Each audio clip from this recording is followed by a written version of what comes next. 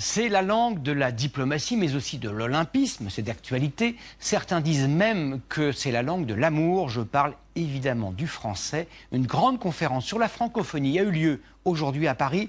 Emmanuel Macron lui-même doit bientôt présenter un grand plan national pour promouvoir la langue de Molière. Mais au fait, qui dans le monde parle français? C'est notre question du jour.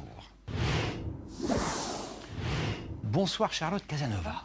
On dit souvent, sans vraiment le vérifier, que le français perd du terrain. Est-ce que c'est le cas? Ce n'est pas du tout le cas, Gilles. 274 millions de personnes s'expriment aujourd'hui en français. Le français, c'est la 5e langue la plus parlée au monde.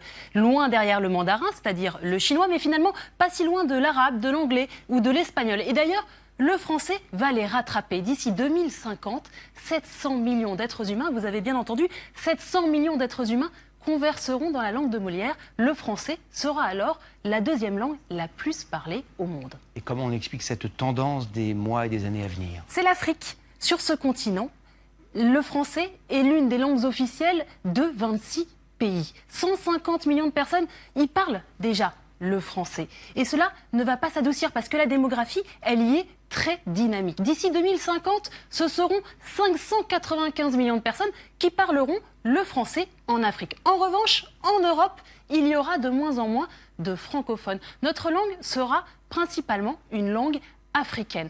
Mais Gilles, ces projections sont un peu théoriques. Pour qu'elles soient réalistes, réelles, il va falloir qu'en Afrique, le français soit vraiment appris dans les écoles africaines.